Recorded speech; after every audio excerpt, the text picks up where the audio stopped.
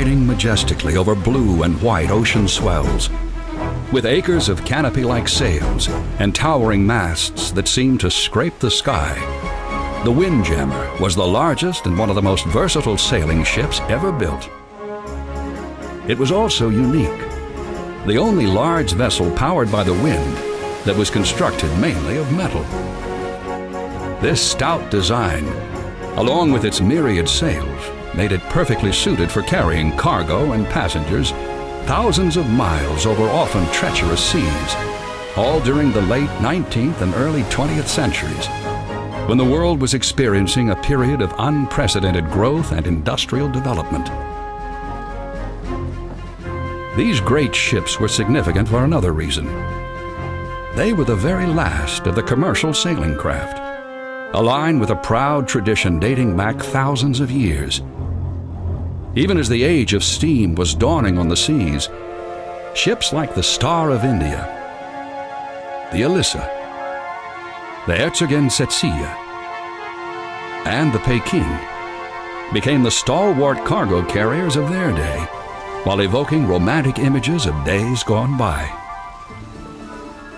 A large 5-masted windjammer was around 400 feet long, with masts towering up to 170 feet above the deck. Its cavernous metal hull could hold up to 7,000 tons of cargo, yet was streamlined enough to move through the water at speeds approaching 15 knots. For the men who served aboard the mighty windjammers, hauling thousands of tons of cargo to all corners of the globe was hardly romantic. In fact, it was grueling and often perilous. Still, despite many obstacles, the Windjammer captain and his crew sailed on. Withstanding the elements and an ever-changing world, they helped the Windjammer become the final embodiment of the age of sail, our legacy of tall ships in all their regal glory.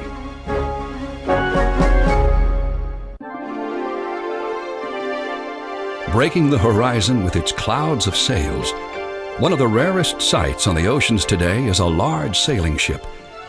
But this one has become a familiar sight along the eastern seaboard of the United States and around the world. She is one of the most famous windjammers still plying the seas, the Coast Guard training ship Eagle. Built as the Horst vessel in Hamburg, Germany in 1939, she was transferred to the United States Coast Guard following World War II. On her decks and among her soaring masts, generations of Coast Guard Academy cadets have been exposed to the extraordinary rigors and high level of teamwork that it takes to operate a large sailing ship like the Eagle. Training like this helps prepare these cadets for the challenges and hardships they will face during their service in the Coast Guard. But it also does something more. It steeps them in the rich heritage of sail, a heritage that is shared and nurtured by a handful of other windjammers around the world. Among these is the Star of India in San Diego, California. While the Eagle was one of the last windjammers ever built, the Star was among the first. Launched at the Isle of Man on November 14, 1863, just 5 days before President Abraham Lincoln delivered the Gettysburg Address, she was originally named the Euterpe, for the Greek muse of poetry and music. She was also something of a curiosity. Unlike most sailing vessels of the day, she had an iron framework and hull. 205 feet long, 35 feet wide, and with a hold 23.5 feet in depth, her mainmast rose 125 feet above the deck. She displaced approximately 2,250 tons and could carry 1,200 tons of cargo. These dimensions made her considerably smaller than many later windjammers, yet her significance in historical terms would be far greater than her size or type of construction. She would go on to have a long and distinguished career, first as the Euterpe, then as the Star of India, a career that spanned the entire era of windjammers. Like other metal sailing ships of her kind, the Euterpe's many accomplishments are undeniable. But the term windjammer itself is somewhat more controversial, since it doesn't refer to any particular hull shape or configuration of sails.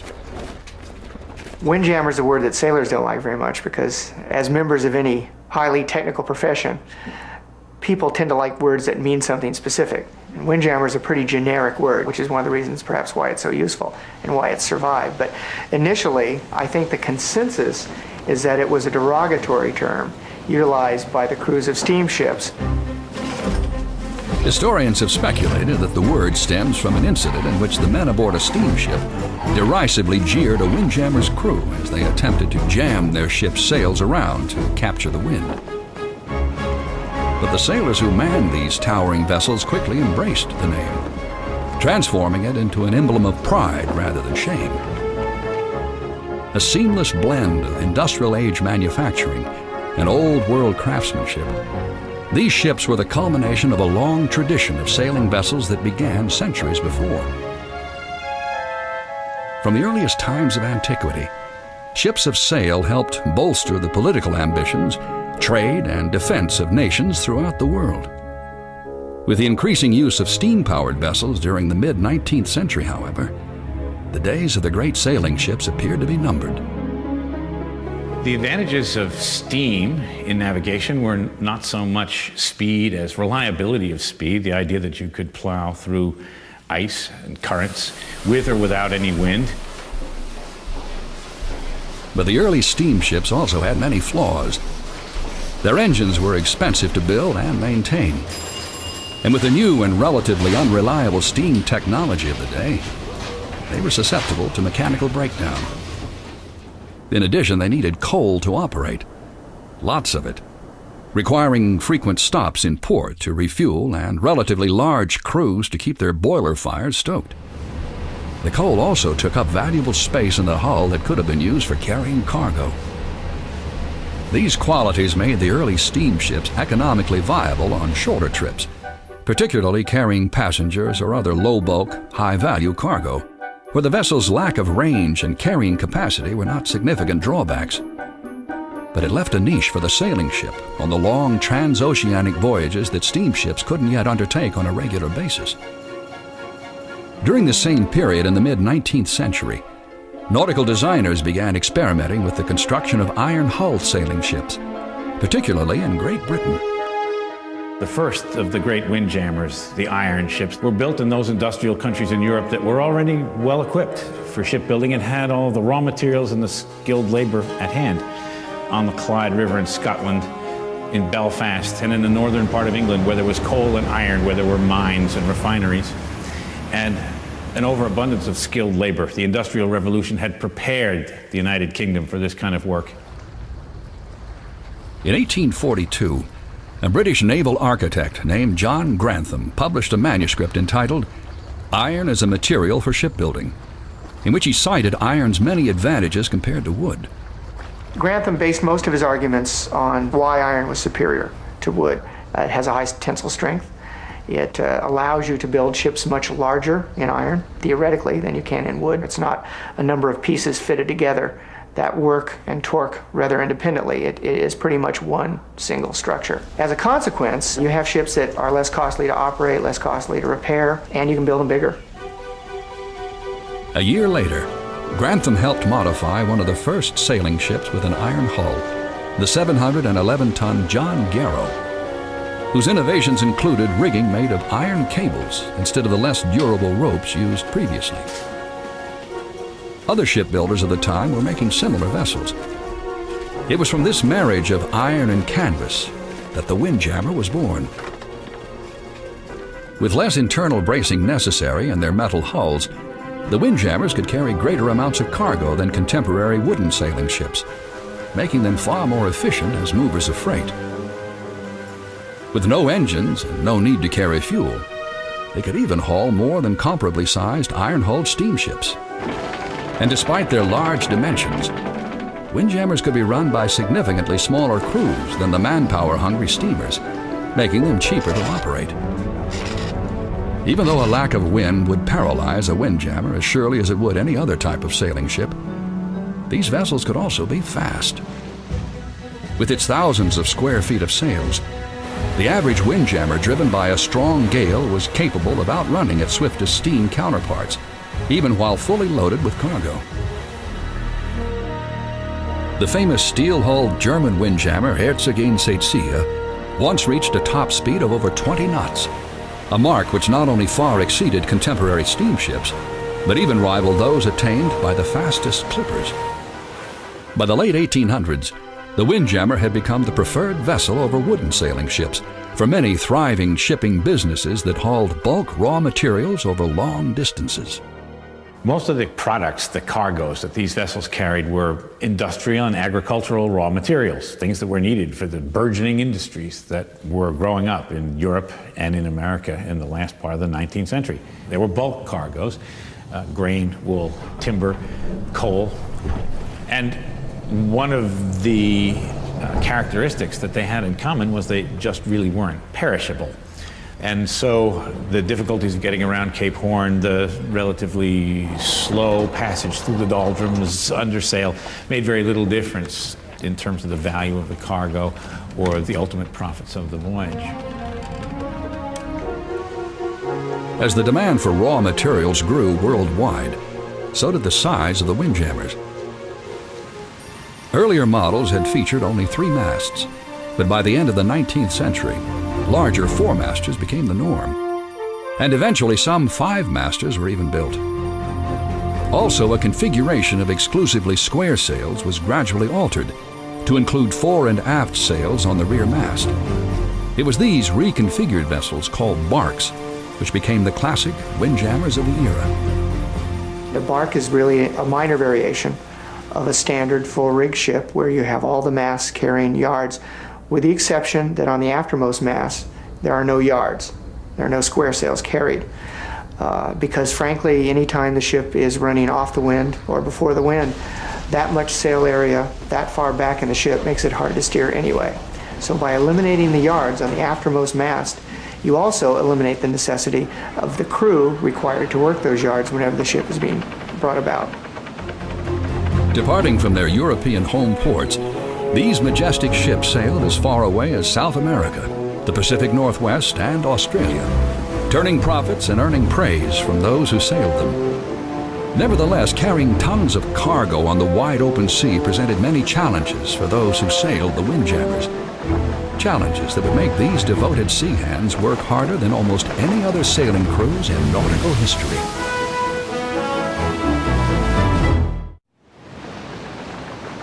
For the captain and crew of a windjammer, carrying tons of valuable cargo over thousands of miles of unpredictable ocean was a grueling and often dangerous task. Raging seas could toss even the largest windjammers about like planks of wood. This often resulted in hazards such as shifting cargo, which could not only damage the goods, but cause a vessel to capsize. All of these potential hazards with these huge bulk cargoes could sink a ship. Due care had to be taken with preserving the cargoes in that sense. And so a high level of expertise was very often required, merely in just loading the cargo. As a precaution, every windjammer captain rigorously drilled his crew for the moment a tempest would hit. Even on the fairest days, the crew undertook numerous precautionary chores to help keep the ship secure, including waterproofing decks, balancing freight, and securing safety lines. But above all, properly rigged and well-maintained sails and running rigging were essential to a windjammer's operation.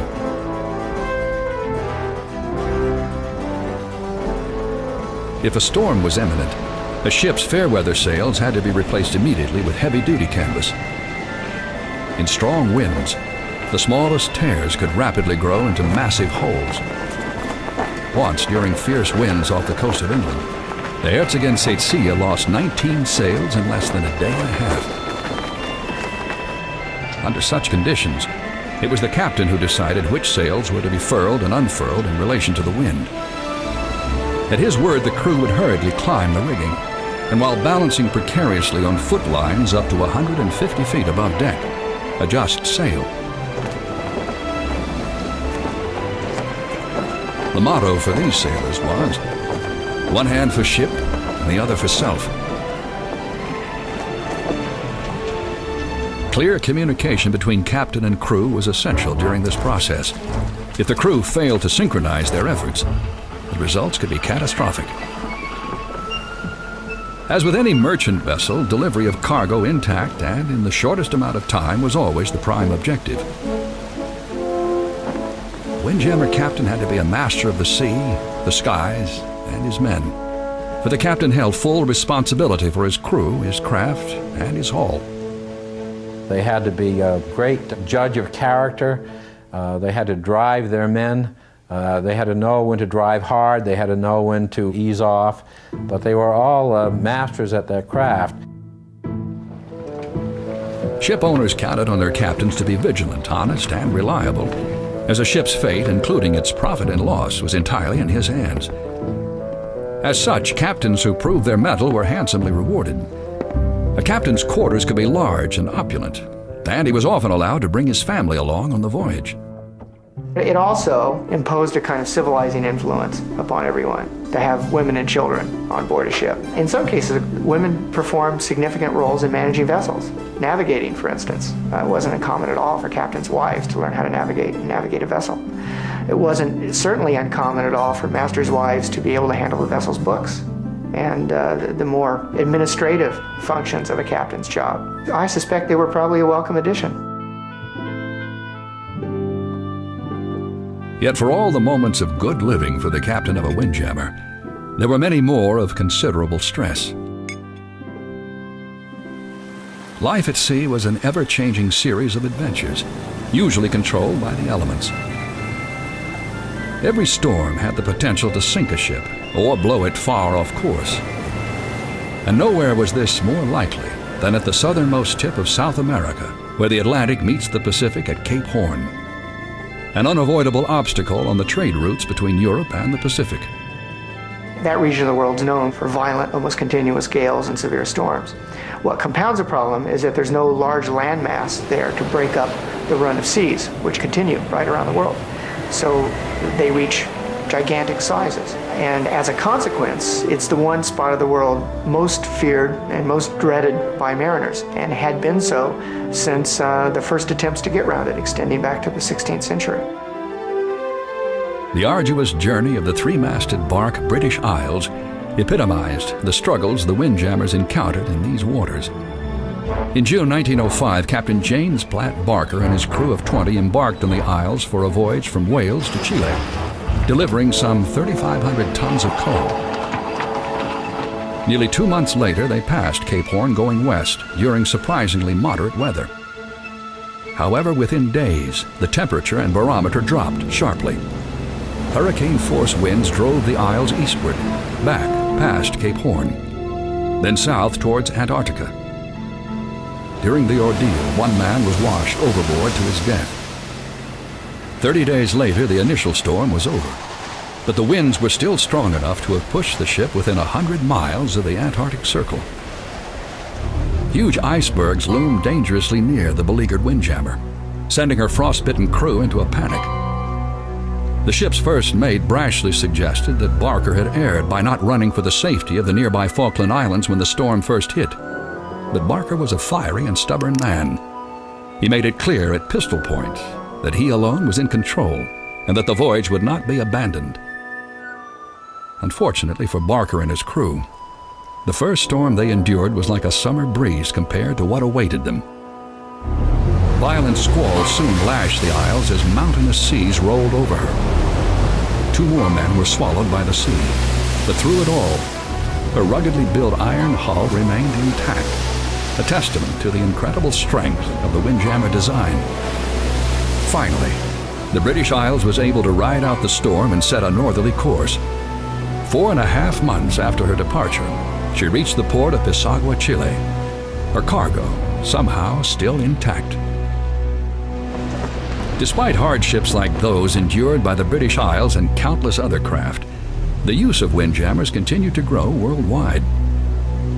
At the beginning of the 20th century, over 3,000 windjammers from more than a dozen countries were registered with the insurance company Lloyd's of London. They had become a multi-million-dollar business that employed over 500,000 people worldwide. It was the golden age of the windjammers, and rising to dominate this era were 2 rival companies, one in Germany, the other in France, who created windjammer fleets that would leave the competition in their wakes.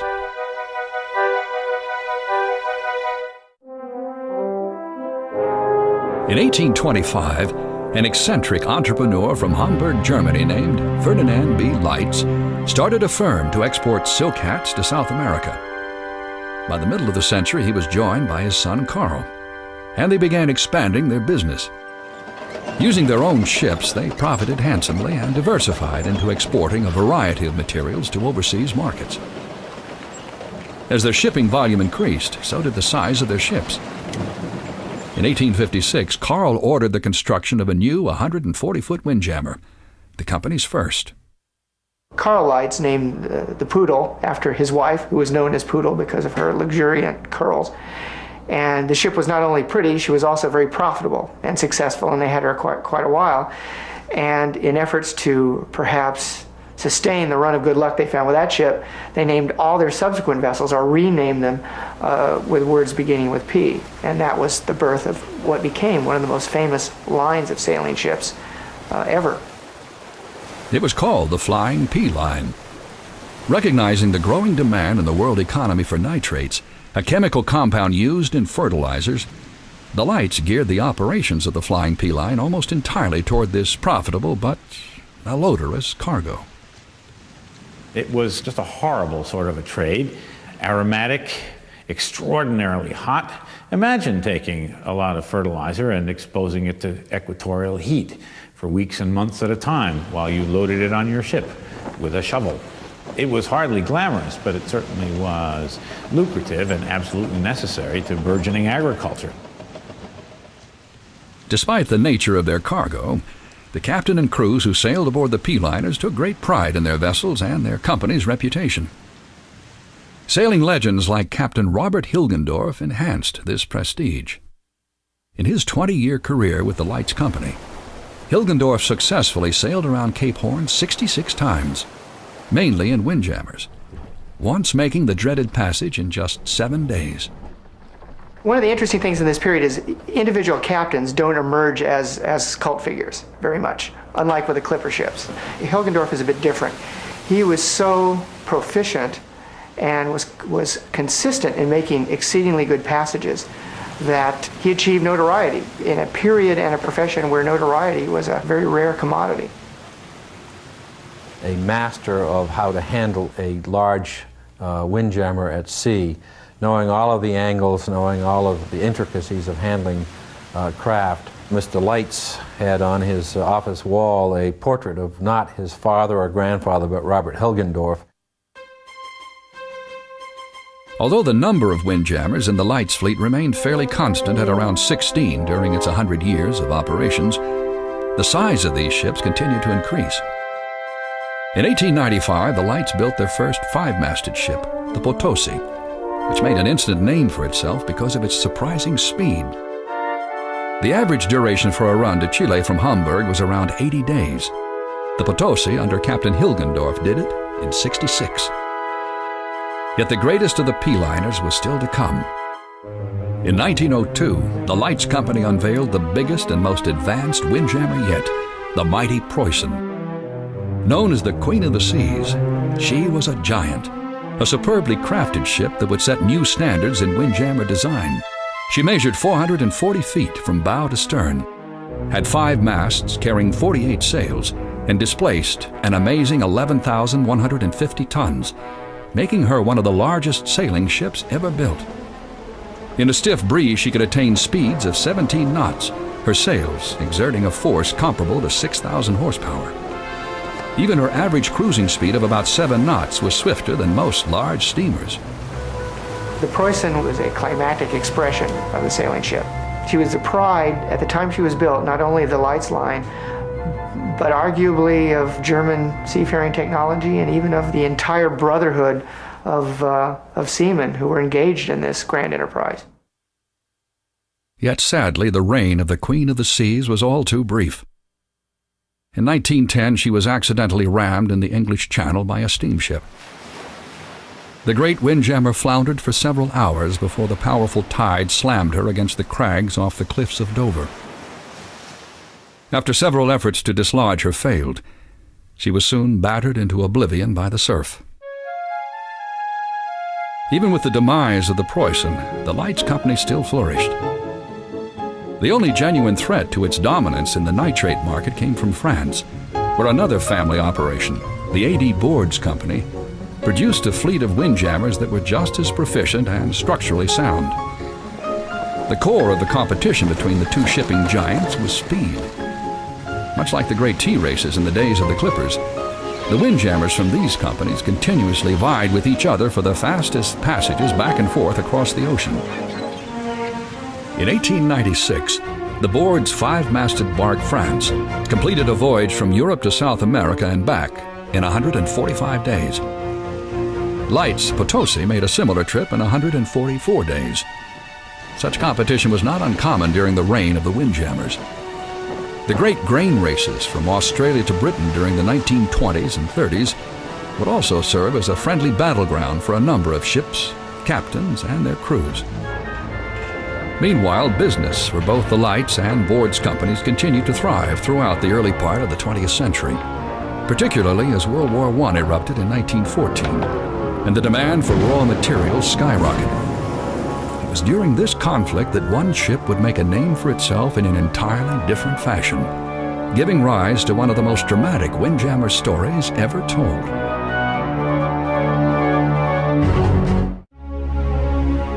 At the beginning of World War I, the German Imperial Navy found itself in a quandary. The powerful British Royal Navy was blockading its fleet in their home ports, making it virtually impossible for any of Germany's surface warships to launch attacks on Allied military or commercial vessels. The German situation on the eve of World War I was the same situation of any second-class power when confronted by a nation that has command of the sea, which Britain had with the Royal Navy. And that was to embark upon what was called a guerre de course, that is, warfare upon trade. German U-boats were able to elude the blockade, but because of their limited fuel capacity, their strikes were largely confined to areas around the nearby British Isles. Any long-range surface raiding would have to be carried out by specially modified and camouflaged merchant vessels that could sneak through the British cordon to attack Allied shipping in distant waters. It was in this role that the Windjammer secured its place in naval history. For in its robust and elegant form, one man saw the makings of a stealthful and deadly warship. His name was Count Felix von Luckner of the Imperial German Navy. Von Luckner had sailed on windjammers as a teenager. He realized that these numerous vessels were unassuming, yet fast and large, and that their metal construction would allow them to withstand barrages that would shatter wooden ships. At the outset of the war, he suggested his plan to Kaiser Wilhelm, who dismissed it as preposterous. Von Luckner responded that therein was the very reason it would work. The British would never suspect something so implausible. The Kaiser was finally persuaded, and von Luckner was given permission to secure and modify a windjammer that would become notorious as the Raider Sea Adler, or Sea Eagle. In addition to installing a supplemental diesel engine, workmen also mounted two powerful cannon which were concealed on deck. The vessel's cargo hold was so immense that von Luckner was able to build secret panels and passageways so the German sailors could rush out of hiding on the deck if necessary. Von Luckner was so convinced that this project would work that he even allocated space behind fake walls to serve as a holding area for up to 400 prisoners.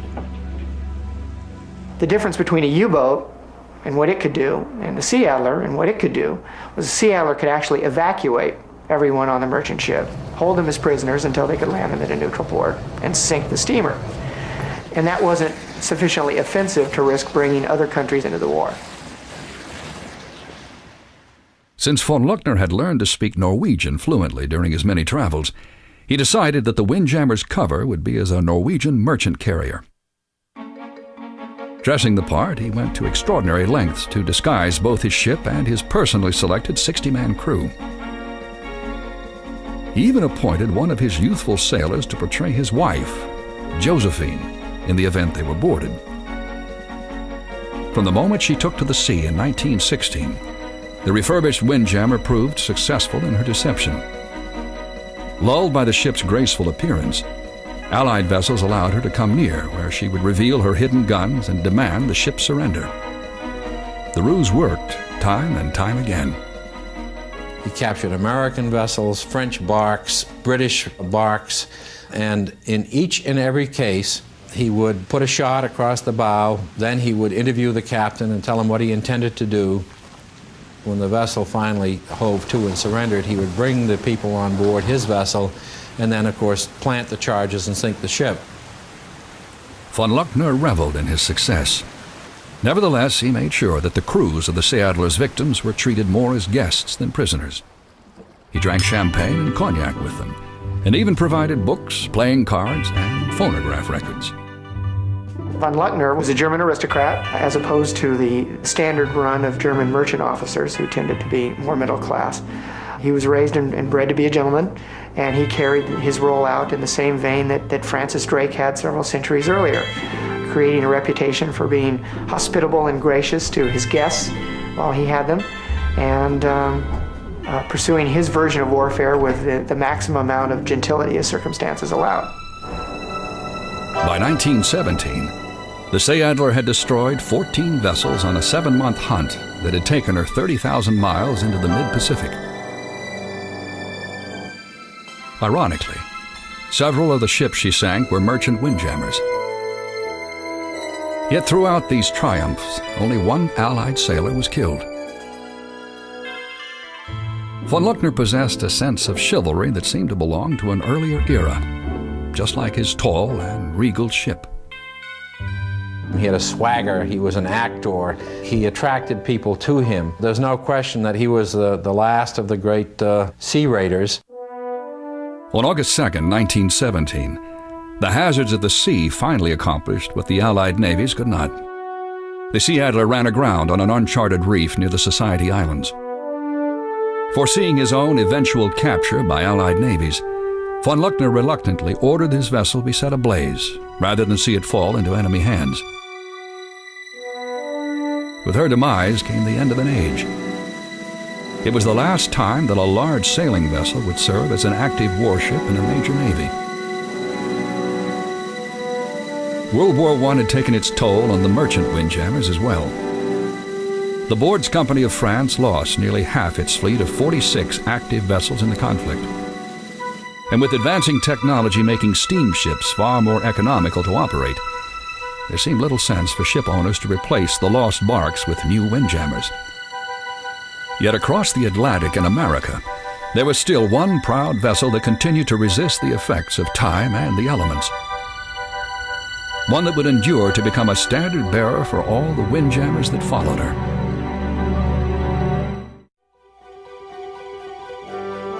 In 1923, just 5 years after the end of World War I, a battered old windjammer named the Star of India was retired by her owners. Once a state-of-the-art vessel known as the Euterpe, she had served over 2 generations in a working career that had spanned the entire era of the windjammers. Like most others of her type, she was a victim of changing times, which had rendered all but a handful of windjammers around the world obsolete. Since her launch in 1863, the Star of India had been tangible proof of the windjammer's incredible versatility, successfully performing every mission that had been assigned to her. From the India cargo trade, to transporting immigrants, to working the waters of Alaska in the salmon fishery. Although her heritage was proud, her origins were humble, if not ill-fated. In 1864, on her maiden voyage as the Euterpe, she was en route with various merchandise from Liverpool to Calcutta when she was clipped across the bow by another ship. After some hasty repairs, she managed to complete her voyage. The following year, the Euterpe was battered by a fierce cyclone off Madras in the Indian Ocean. Conditions worsened to the point that her captain had no choice but to order the crew to cut her masts away to keep the wind from capsizing the ship. As the storm abated, the beleaguered crew was able to erect improvised masts and the ship safely reached land. Ironically, part of the reason the Euterpe was able to survive these early trials may have stemmed from a flaw in her design. Unlike later windjammers, like the Preußen, she had been built at a time when few shipbuilders had extensive experience in constructing metal vessels. As a result, the Euterpe's designers had spaced her ribs more closely than they needed to be, as if they were made of wood instead of the stronger iron. When you look at Euterpe, what you're seeing in some respects is an attempt to duplicate a wooden ship in iron. Her structure is quite similar. You don't see lots and lots of diagonal strapping as you might see in later on construction. You see fairly massive plates, 13/16 of an inch thick, fairly massive frames spaced on close centers. This made the ship heavier and slower than some other windjammers, but unquestionably more rugged. In 1871, the Euterpe was sold to a Shaw Saviel company who used her to transport immigrants from England to New Zealand and Australia. Gold miners, farmers, and adventurers crowded on board, awaiting the promise of a better life oceans away. It was really over long ocean passages, such as prevailed between Europe and New Zealand, Europe and Australia, that you found ships like this turned to delivering people as well as cargo. This ship operated for 2 decades, carrying immigrants from the 1870s to the 1890s. I'm told that there's quite a sizable percentage of the population of New Zealand that one way or another can trace their ancestry to people who came to New Zealand on this particular ship. As the end of the 20th century drew near, the Euterpe was sold again and put into service as a freighter for hauling lumber.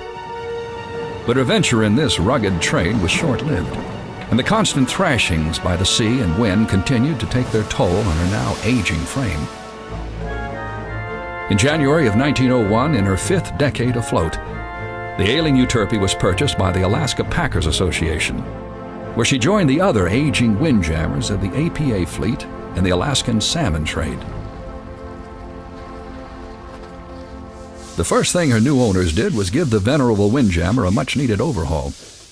Her interior was cleared out, new decks were laid, and berthing space was provided for 75 fishermen and 150 cannery workers, most of whom were Asian. It was at this time that the ship was modified from a square-rigged vessel into a bark.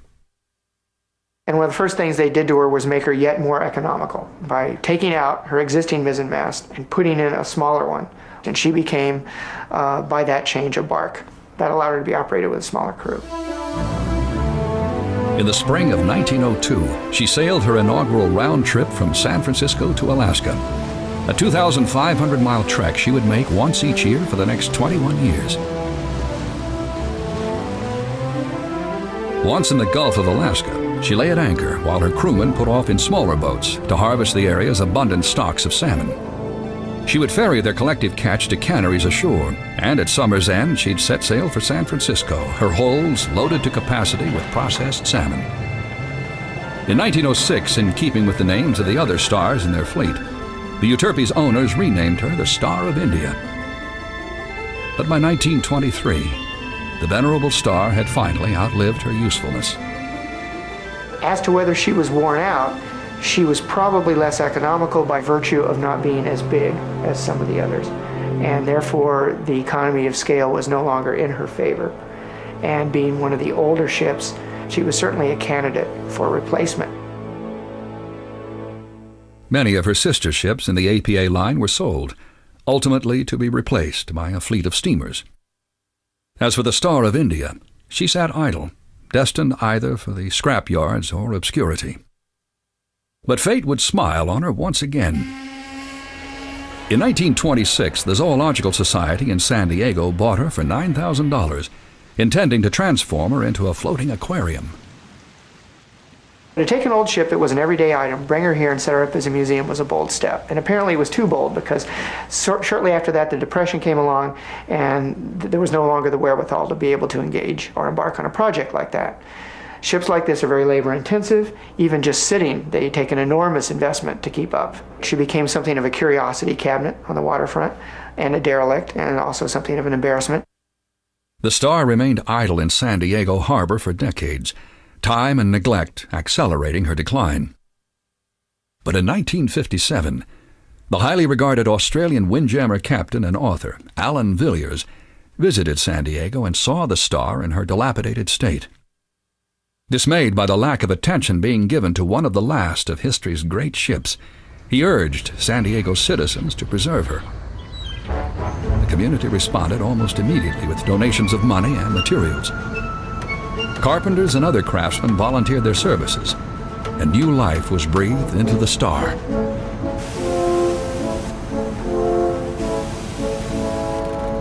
The Star of India became a focus of civic pride, as it were.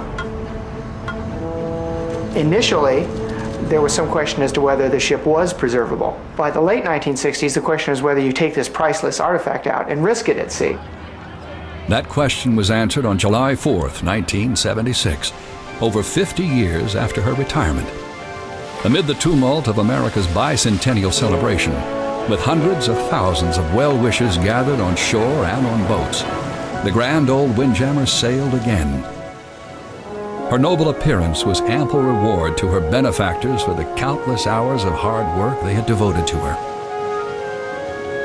The Star of India now rests at the waterfront in San Diego, a lasting tribute to the rich heritage represented by these unique vessels. Being part of a large number of people that care a tremendous amount about this ship and taking care of her is a source of immense satisfaction.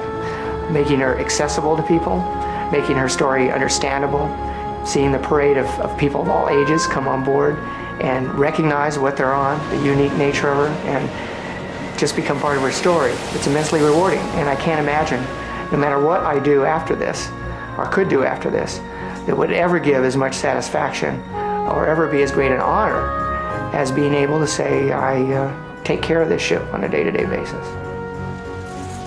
The Star still takes to the sea on occasion, a magnificent reminder of one of the most remarkable kinds of ship ever driven by the wind. Sailing vessels have always exhibited a personality all their own, and no ships expressed this more beautifully than the Windjammers. There's no experience like being on a big windjammer when she's really got a bone in her teeth and she's moving along at that tremendous rate of speed. The sound is indescribable. The sound of the wind in the rigging, everything being bar-taut with strain, and of course when you go into the bow and then over onto the bowsprit and you look at that enormous bow wave and you hear this crashing of the sea as the vessel shoulders its way through, it's the most awesome experience of my life. John Masefield called them tall ships, the poet laureate of England. And nowadays we can look at these vessels and see them, and there are several of them that survive, see them as some of the greatest relics of the age of sail. It's arguably the case that the Star of India in San Diego and the Alyssa in Texas, both of them windjammers of this latter age, are among the greatest of the ship restorations, certainly the loftiest and the largest. Well done, the pride of their local cities, because we've come to see them as the swan song of a great age, the very last of their kind. With their rippling sails lofting above the spray, the windjammers that still ply the oceans are masterpieces of artistry and efficiency. Mighty vessels that represent the zenith of an era. It is an era that will live on through these proud and stately iron ladies of the sea.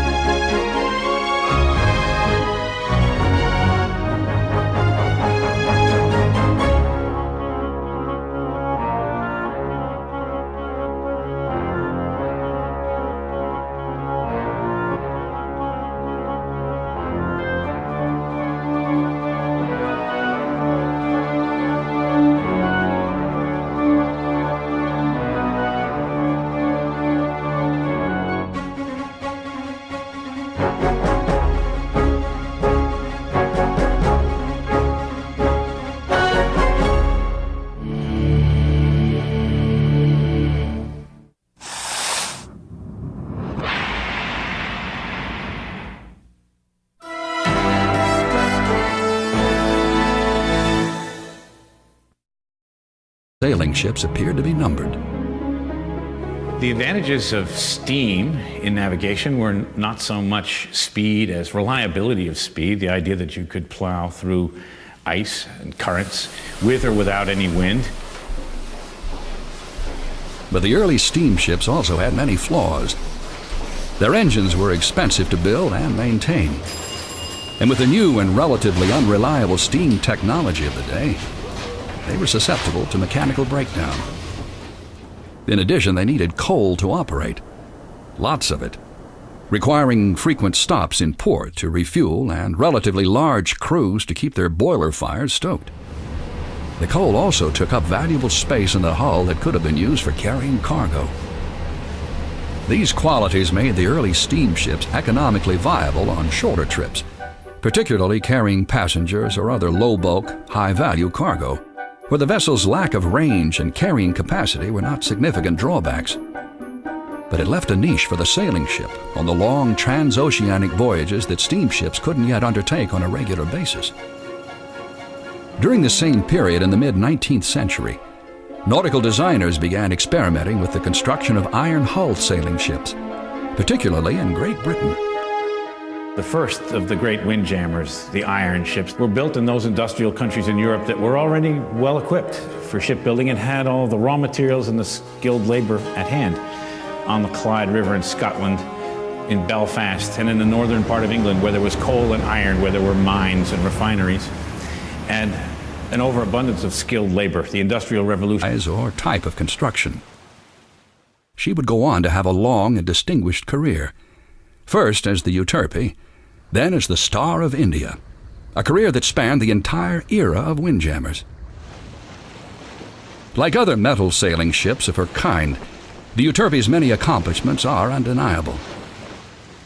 But the term windjammer itself is somewhat more controversial, since it doesn't refer to any particular hull shape or configuration of sails.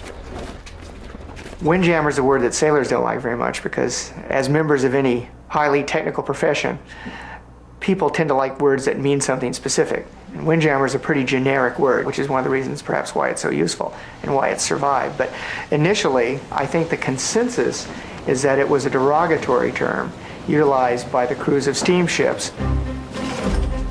Historians have speculated that the word stems from an incident in which the men aboard a steamship derisively jeered a windjammer's crew as they attempted to jam their ship's sails around to capture the wind.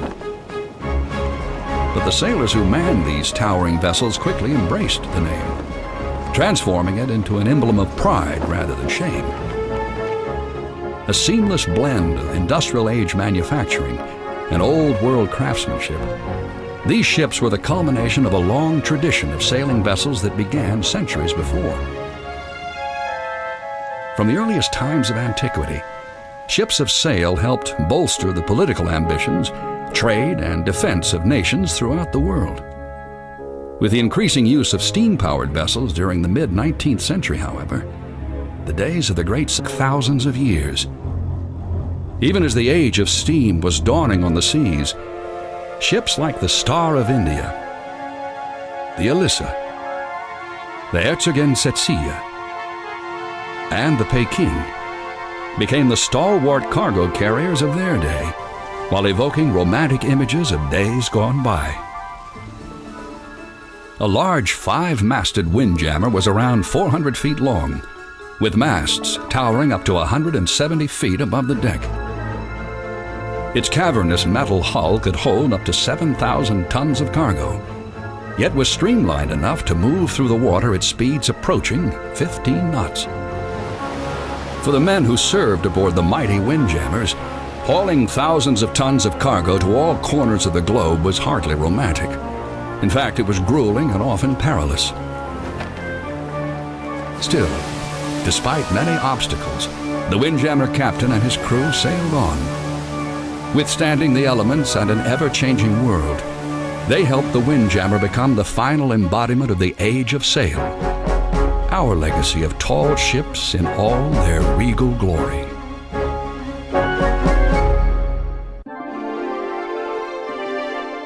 Breaking the horizon with its clouds of sails, one of the rarest sights on the oceans today is a large sailing ship, But this one has become a familiar sight along the eastern seaboard of the United States and around the world.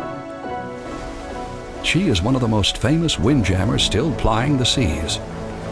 The Coast Guard training ship Eagle.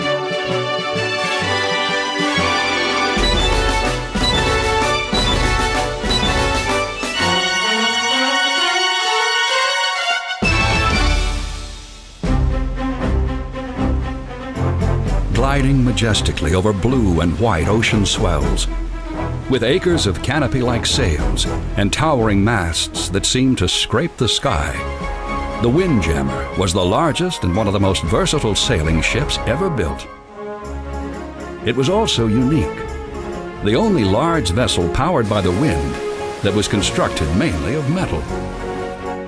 This stout design, along with its myriad sails, made it perfectly suited for carrying cargo and passengers thousands of miles over often treacherous seas, all during the late 19th and early 20th centuries, when the world was experiencing a period of unprecedented growth and industrial development. These great ships were significant for another reason. They were the very last of the commercial sailing craft, a line with a proud tradition dating back. Built as the Horse vessel in Hamburg, Germany in 1939, she was transferred to the United States Coast Guard following World War II. On her decks and among her soaring masts, generations of Coast Guard Academy cadets have been exposed to the extraordinary rigors and high level of teamwork that it takes to operate a large sailing ship like the Eagle. Training like this helps prepare these cadets for the challenges and hardships they will face during their service in the Coast Guard. But it also does something more. It steeps them in the rich heritage of sail. A heritage that is shared and nurtured by a handful of other windjammers around the world. Among these is the Star of India in San Diego, California. While the Eagle was one of the last windjammers ever built, the Star was among the first. Launched at the Isle of Man on November 14, 1863, just 5 days before President Abraham Lincoln delivered the Gettysburg Address, she was originally named the Euterpe, for the Greek muse of poetry and music. She was also something of a curiosity. Unlike most sailing vessels of the day, she had an iron framework and hull. 205 feet long, 35 feet wide, and with a hold 23.5 feet in depth. Her mainmast rose 125 feet above the deck. She displaced approximately 2,250 tons and could carry 1,200 tons of cargo. These dimensions made her considerably smaller than many later windjammers, yet her significance in historical terms would be far greater than her size.